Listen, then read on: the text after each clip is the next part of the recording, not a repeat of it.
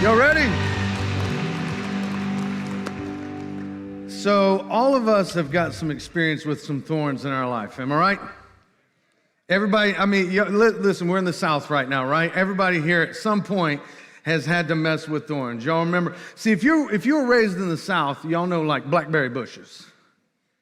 You were raised up somewhere else, y'all got mulberry bushes. I talked to somebody after the first service, they're like, we have mulberry bushes. Some of y'all, whatever kind of berries are out there. In the South, we got blackberries. And blackberries are some of the best. If you're in the North, you've had maybe blackberry cobbler, but you've never gone out and picked your own wild blackberries out here in the South. But see, blackberries, it's this thing. You got to get the right one, but when you pluck a blackberry, when you start to pull it, you've got like this spring trap of thorns all around it.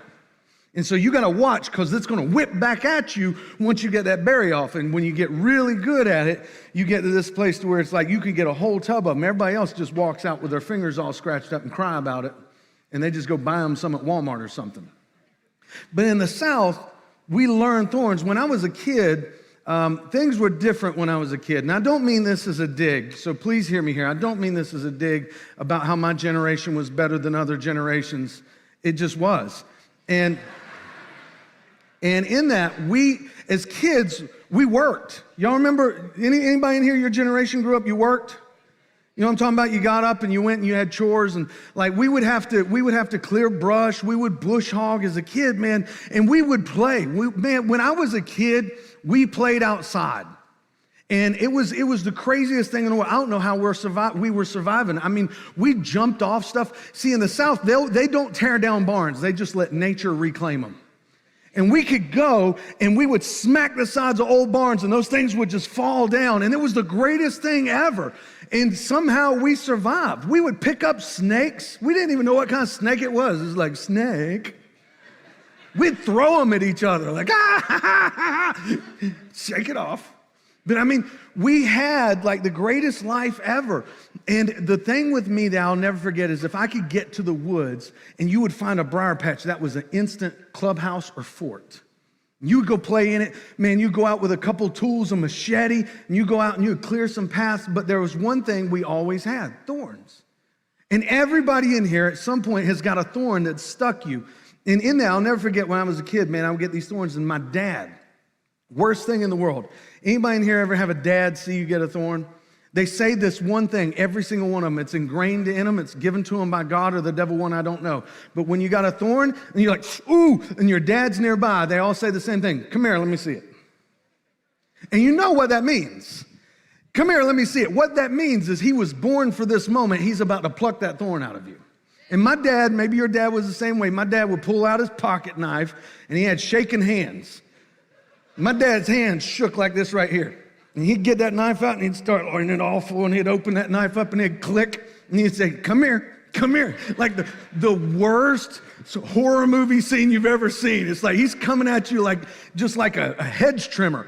And he would grab that thorn and he'd come at it like this right here and he'd hold your hand. He'd hook underneath where it's stuck in and he'd peel it out. Any of y'all ever?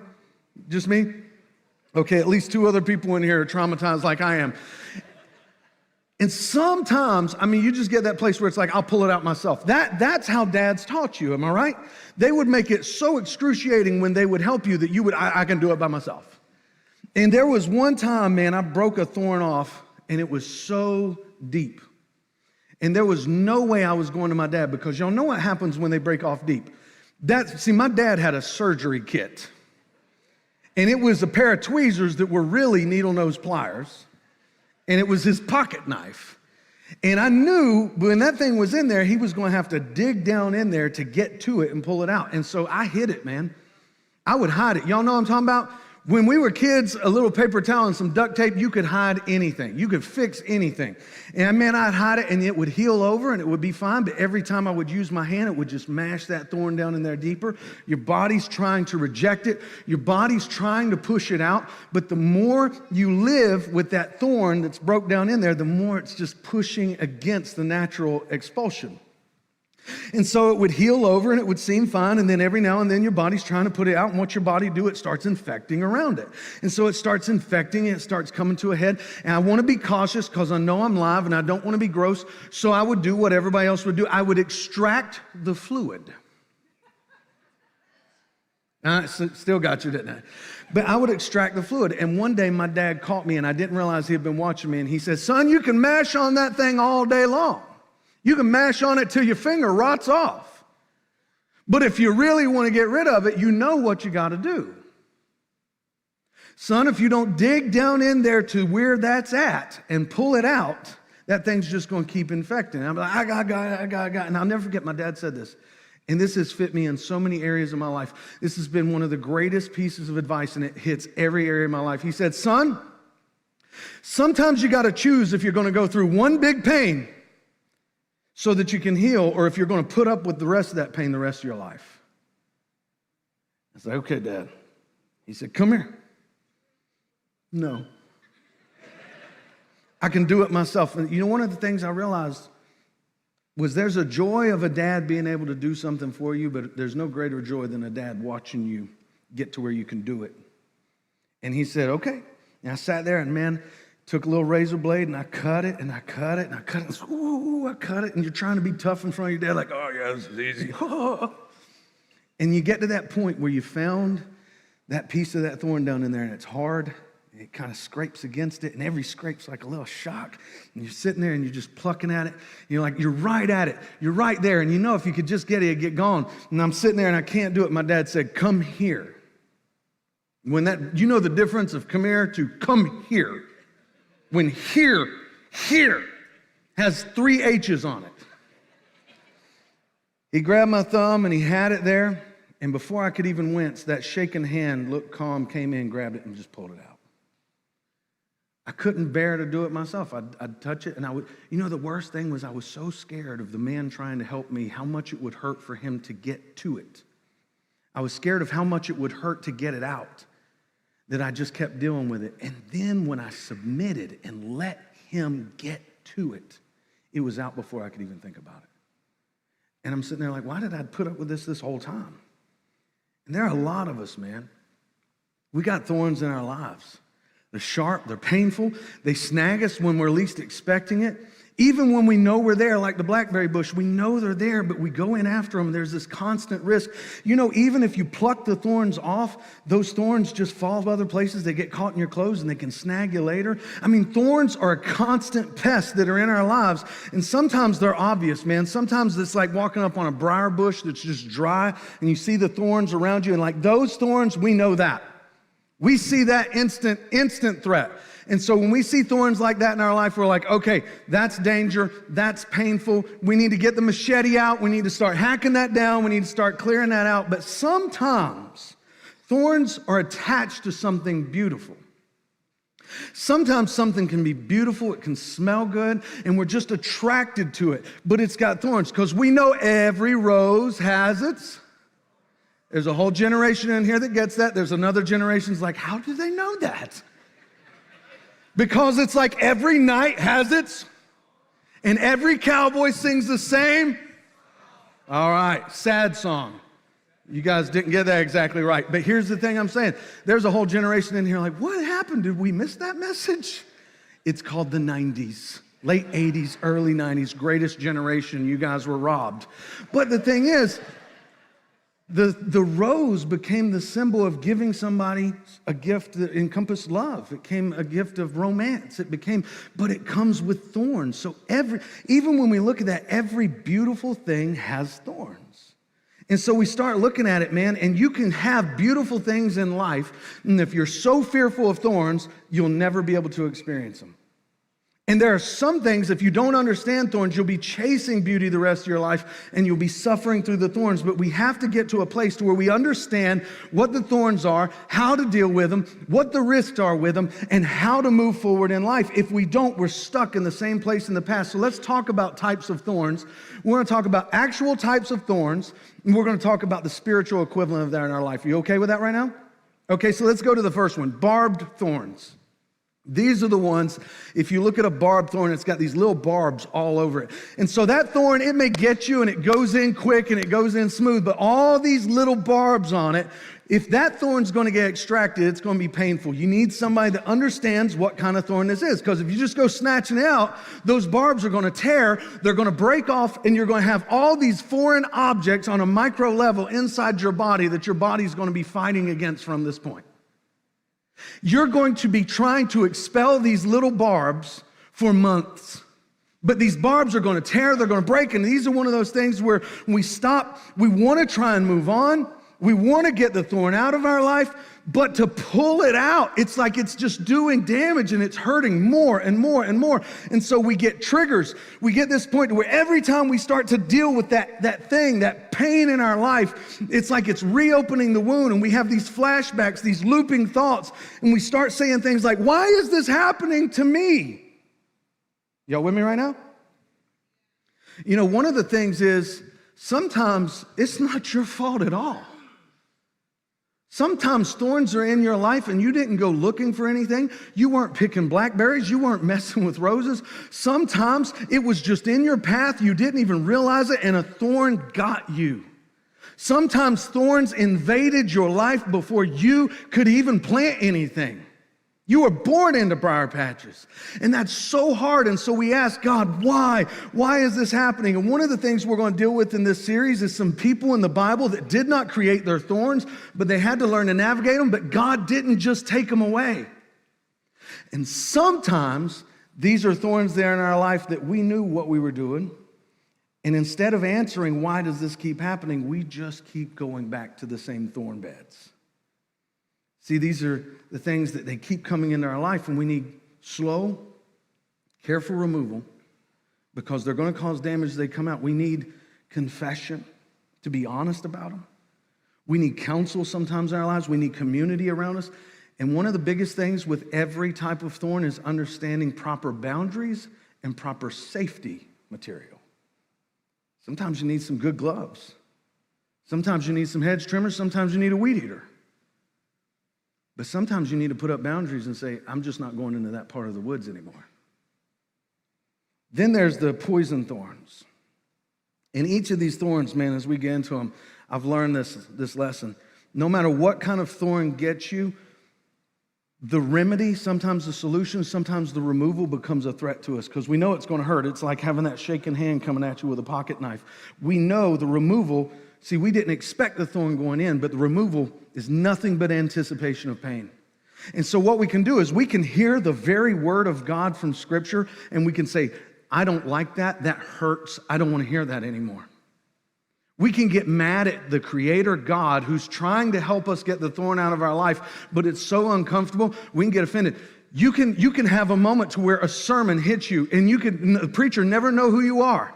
But you'll be like, he was talking about me in the sermon today because I could feel it scraping that thorn in there. You get to a point where you've got good friends around you. They're just trying to help pull that thorn out with you and trying to walk with you. And you're like, I don't like this. I'm done. Stop touching it. Just let it be. And when we get to toxic thorns, man, these poison thorns, they're not just painful. But when they come out, no barbs, no broke off pieces, nothing like that. They leave a toxicity. This is called the crown of thorns. This specific thorn is very toxic. And so when this thorn pokes you, it leaves a poison inside that infects, it inflames, and it actually hurts 10 times worse because of what's inside you after the thorn is. It's something that has now rubbed off inside of you that has changed the wound itself. And so even though the thorn's been removed, you're feeling the throbbing pain, it's aching. And so you can clean it. You need careful attention to it. You need something that's going to clean that toxin out. But the biggest thing is once it's in there, you got to kind of let it run its course. And that's the hardest thing about it is the thorn's out. I'm not even being touched by it anymore. Why does it still hurt me? Why is this still throbbing like this? Why does it hurt so much more? Anybody come to Jesus and realize life can seem harder when you start getting the thorns out of your life? How about this? You were struggling with addiction. As long as you were there, everybody knew what category to put you in. But when you came out, people still don't want to see you as changed. People want to hold you right there, but then your friends look at you like you think you're better than them because you don't want to go out and party no more. It was easier when I was in sin than it is to walk this path. Remember, young people, let me talk to you. Remember your parents didn't care when you was going someplace, you get your life right, and then it's like you got to beg to go to church? I could go hang out with those guys and no questions asked. I'm going to do something with the church and it's like, 50 questions. Sometimes when the toxin's in there, you got to go through the pain of change because something's rubbed off. And you got to be done with that and know it's going to take time. Then there's hidden splinters. And these are those thorns where they broke off, and this is kind of like the embedded thorns, the deep thorns, right? So these are the ones that we look at, and they break off in there, and it's like, man, I've got shame, I've got bitterness, now I'm stuck in this place to where I'm looking at, I'm overreacting, I've got these flare-ups, it seems like it's getting better, and then it seems to come back up, I need to control the situation, I'm withdrawing from people all the time, I've got nothing but boundaries in my life, and I'm accusing people. Have you ever had a bad relationship that was genuinely bad, and then you get in a good relationship, but anytime that person does something that seems to hit along the same lines as the former relationship, you throw all of that frustration, all that bitterness, all that defensiveness on this new person that's not doing anything to you? It's because there's some pieces that are broke down in there. And this is one of those moments where we have to be real with God and say, God, I don't even know where it's at, but could you expose the parts of my life that have broken off thorns? Can you help me be ready to dig deep and cut them out? Because, God, there's some embedded parts in me. And when it gets embedded deep in there, that's when it starts to become home. That's when we're victims and it becomes our identity. And we start hurting other people. That's when we start producing our own thorns, because victims create victims. Victims make other people responsible. We're like, I'm this way because of what happened to me. We justify our brokenness. We justify the pain we cause to other people because we justify. You don't understand. I can't help what happened to me. Have we been there? And the most dangerous place to be is in that justified place where pain is our identity. Because in that, we've given up hope of ever healing, and we've just owned it, and now we're slaves. We're captives. And so when we get to these, men, we got to start saying, God's got to be first. And I know when I'm saying this right now, there's so many people in this room, you're like, you don't understand, I've tried God, trust me, we're going to walk through this. But the first time to understand where this comes from, we got to ask God a simple question. Where do thorns come from? How did thorns even get in this earth? Where does the first thorn show up? And to understand that, the beauty is God gives us his word, and we can find every answer if we just go back to Genesis. All right, so in the beginning, there was this beautiful life. It was lush gardens. Everything was wonderful. God puts man in a garden, but it says he puts him there to work it. Like there is work before there's sin. Can we agree on that?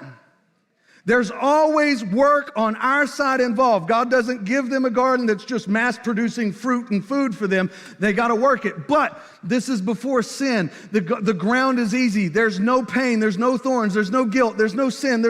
People could walk around naked. That tells you there wasn't thorns. You know what I mean? And so here's what happens.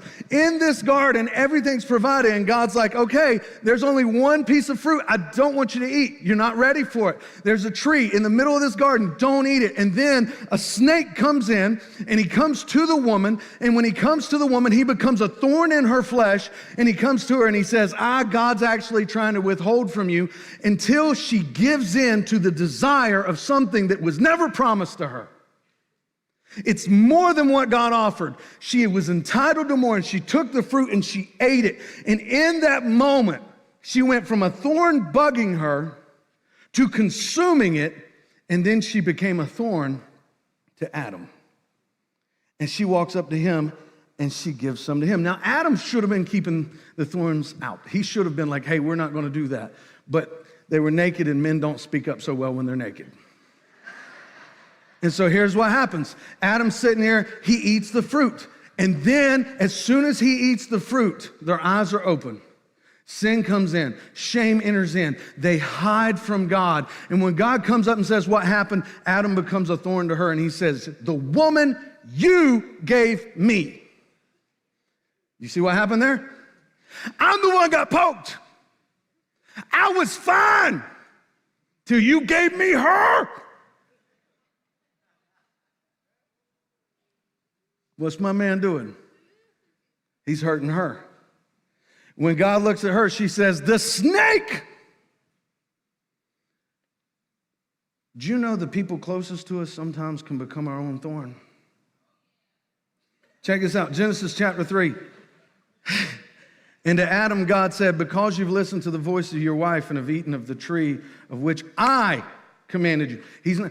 I don't care if it's your mama. I don't care if it's your daddy. I don't care if it's your grandma. I don't care what person throughout history said it. If God said don't do it. Cursed is the ground because of you. In pain you shall eat of it all the days of your life. Why pain? Thorns and thistles it shall bring forth for you. And you shall eat the plants of the field. By the sweat of your face you shall eat bread till you return to the ground, for out of it you were taken. For you are dust, and to dust you shall return. God's not saying, I'm throwing this on you. God's saying, this is a heartbreaking message. God's saying, I warned you. Death would come. Curse would come. So I want to say this, and I want to say this very sincerely. Since sin came into this world, it produces thorns, and they're not fair. It's not fair. But life's not fair because this world has fallen. There are thorns in your life you had nothing to do with, but somebody made a decision. There are thorns you're putting in other people's lives. We all are. And it's not their fault. Sin begets thorns, and thorns produce thorns. Check this out. Thorns come because of sin, and even sometimes the closest, there's nobody else closer to Adam than Eve, and she's his thorn. There's no one else closer to Eve than Adam, and he's her thorn. But they have to make a choice. Do we continue to become thorns to one another, or do we become allies to help remove the thorns from each other? Jesus put it like this with splinters. He said, you must first remove the one that's in your eye, the log in your eye, to help your brother see clearly, to remove the speck from his. See, we got to get to a place to where we examine our own thorns, and then we become allies to other people, because when we've been through something, man, through this fallen state, we start building a testimony. And so we get to this place to where it's like, God, why don't you just remove it? He doesn't just remove it for Adam and Eve. He dresses them and covers them so the thorns aren't terrorizing them. He equips them so that they can live in the environment they've created, but he gives them every way to become stronger. And so we come to this place in God, man, and I think the big thing is we get to this place where we want to avoid anything that hurts, because some of our pains, not due to our choices, they happen in our childhood. They were accidents sometimes that happened. Sometimes they were intentional offenses that were forced upon us that we had no control over. And life's not fair. It's cursed. But in that, there's one person that's willing to help us, that's trying to help us dig to the thorns, that's trying to reveal the danger of the thorns. And when it happens, we get so scared. And Jesus said this, and this is the thing, that this broken world, this one piece of hope, Jesus declared in Matthew chapter 11, come to me, all who labor and are heavy laden. Remember in the beginning, they worked in the garden, but after sin, work became painful, it became hard. And he's saying, everyone who labors and is heavy worked, I will give you rest. Take my yoke on you. This is how you tie two oxen together. He's saying, take my yoke and learn from me, for I am gentle and lowly in heart. That means my hand don't come in shaking like this. I'm gentle, I'm lowly in heart, and you will find rest for your souls. For my yoke is easy and my burden is light. What he's saying is, when you yoke together with me, when you strap together with me, I pull my share and help you pull yours. But you got work to do. I'm not going to pull the whole plow. This is a team effort. The part of it is this. When we keep trying to yoke ourselves to people that run into the thorn bushes, we're going into the thorn bushes. And when we keep trying to do it by our own strength, we fail every time. And Jesus is saying, I'm strong enough. I'm ready. Trust me. It's not going to be done overnight, but we're going to do this together. My yoke is easy and my burden is light. I wanted you to see there's some thorns, and we're going to talk about these more as the series goes. But there's some thorns that, although some are not our fault, some are. And I want to share this with you, and this is probably one of the hardest pieces we can lean into right now in this moment. But some thorns you're so afraid to remove because they have a face and they have a name. And somewhere out there, the world told us that as Christians, our job is to allow thorns to infect us again and again and again. And I want to share something with you. God told his people in Numbers chapter 33, there's the people that are wicked in the land they're going into that God's going to drive out for them. He says, but if you do not drive out the inhabitants of the land before you, then those of them who you let remain, these are the ones that they're worshiping idols. These are the ones that have practicing magic arts. These are the ones that are doing defiling things. If you let them remain, they shall be as barbs in your eyes and thorns in your sides. You ever wonder where that phrase comes from? And they shall trouble you in the land where you dwell.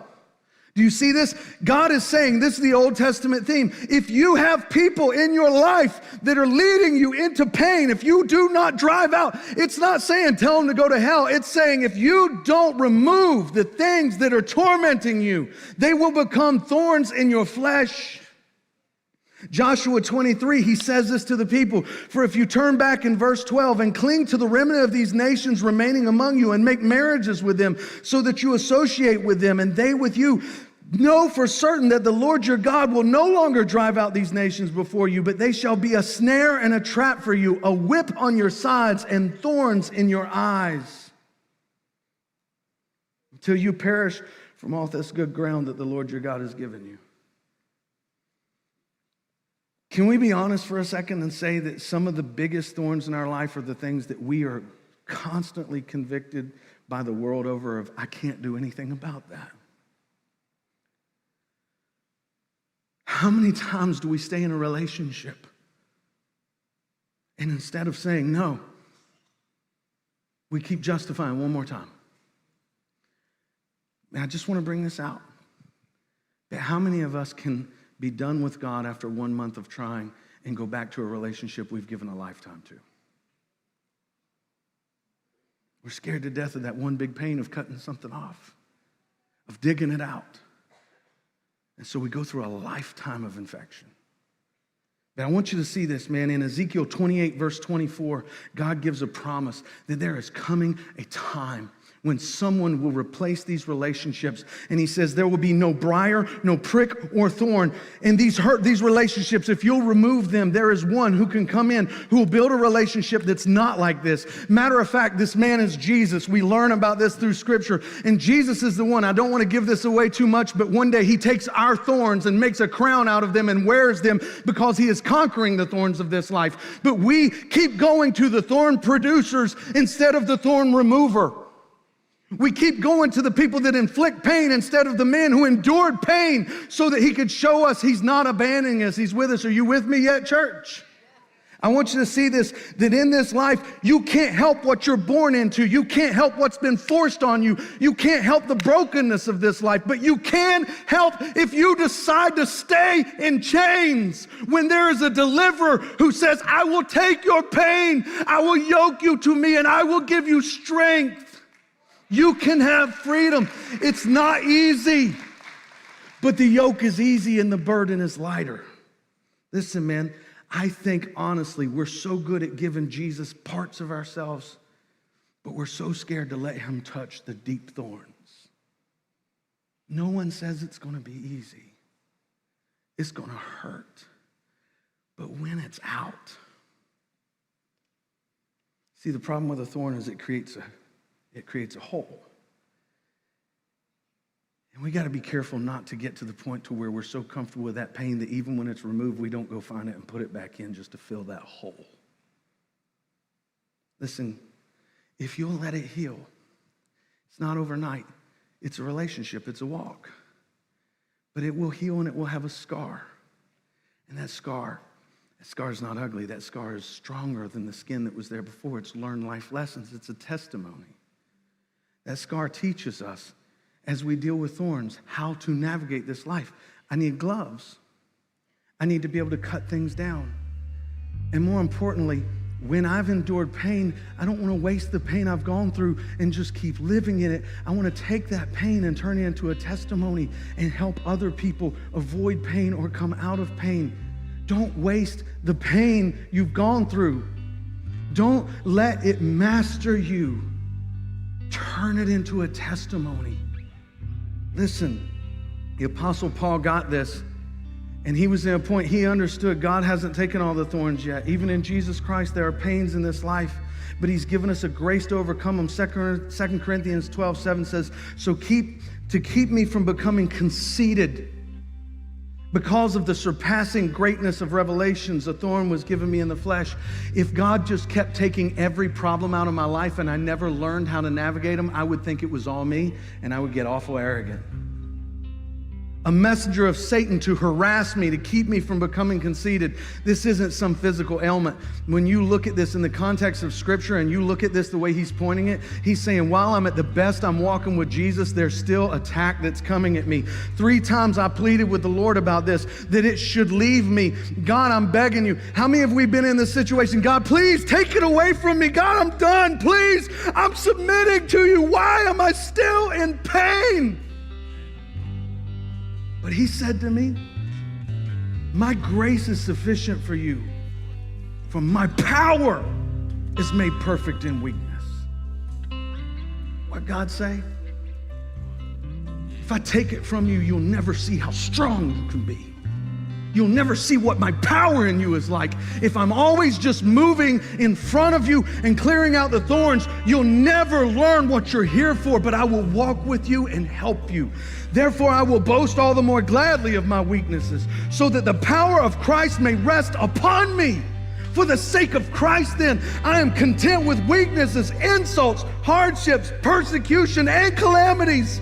For when I am weak, then I am strong. I've never seen a Christian on the mountaintop at the peak of their faith. But I've seen people find the greatest relationship with Jesus while they're down on their knees. God's not a God who lets us suffer. He's a Father who comes alongside and gives us the strength to overcome and helps us dig it out. To learn in our weakest moments, he gives us strength. 1 Corinthians 10:12 says, therefore let anyone who thinks he stands take heed lest he fall. It means don't think you're good.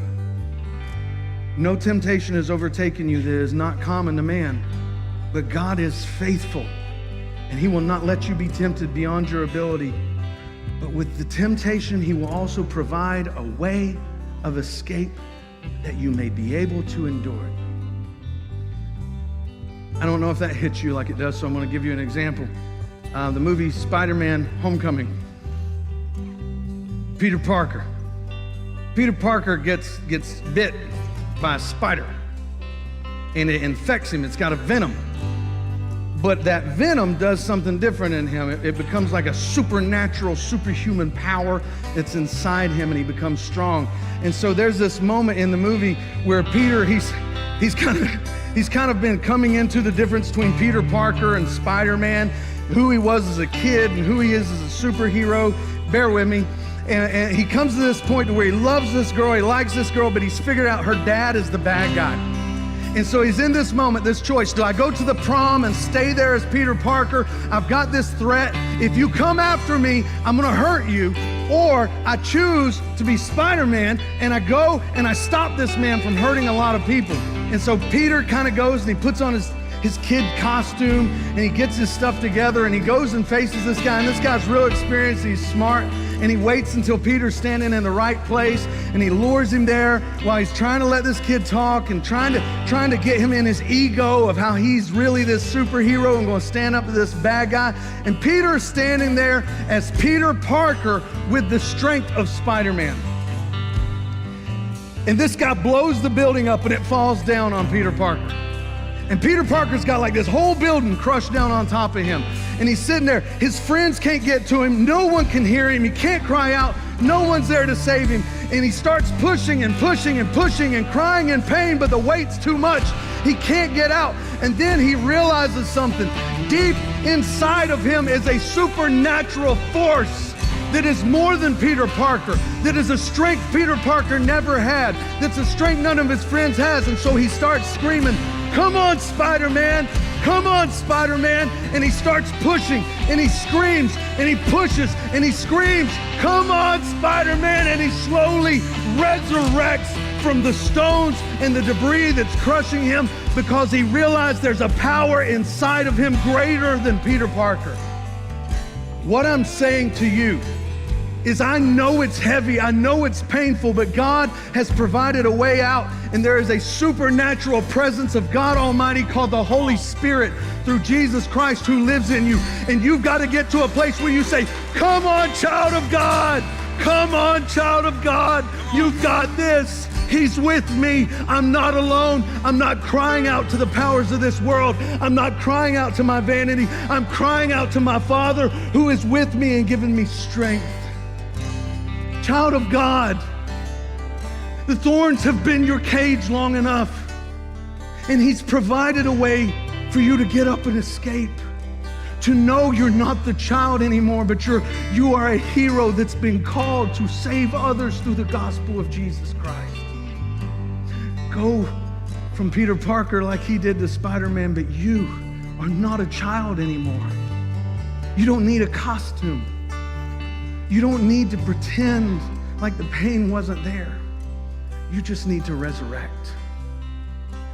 So, family of God, will you stand right now with me? Stand up, child of God. Stand up and know who's with you. Stand up and know who equips you. Stand up and know who calls you, and know what you are called to be. Yes, pain is there, but every day we get up and we walk with a Father. When it's hard, we don't go back to the thorns. We don't go back to the pain. We go forward with the one who's yoked with us, who doesn't stop, with the one who's got a mission to say, "I'm going to take this pain and I'm going to use it, and it's going to become a testimony that's going to set other people free," because that's who you are. Child of God. The world needs you, child of God. The world needs Christ in you. And we got a road to go. We got a lot of thorns we got to deal with, and we got 3 more weeks. We're going to dig and we're going to grow. But I need you today to know one thing. God made no mistake when He sent His Son to redeem you. And all of your pain is power. They defeated Satan by the blood of the Lamb and the power of the testimony. Come on, child. Today we're going to sing. If you're here and you've got the weight on you and you just need somebody to help you, maybe to start praying over you. Maybe you've been walking and it's heavy and the load's there. Come on, we got you. Men and women are coming up here right now and they'll pray with you. Maybe you're in a place right now where you're sitting there and you're like, I've been wrestling and I just don't think I'm worthy. God never asked you to be worthy. He just asked you to choose Him, to yoke with Him. He'll bring you there. Then let's walk with you. If there's stuff you've got barbs in you and it's so hard to repent, let's do it together, man. If you're too scared to even talk about Jesus to other people, we'll do it with you. Let's grow together. Let's just take the steps. If you've not been washed in the blood of Jesus Christ, if you've not gone through that resurrection from the death and the burial and found new life, then today is your day. Come and be cleansed. Let His Spirit live inside of you. And if you don't have your next steps, quit doing the same first steps over and over and walk out of this building in your next steps as a child of God and say, I have more than pain to offer this world. I have resurrection. I have hope. And I'm just going to let that shine. As dim as it is, I'm going to let it grow. Together, we can change the world. Not us, not our strength, Him and us. Let's change the world, church.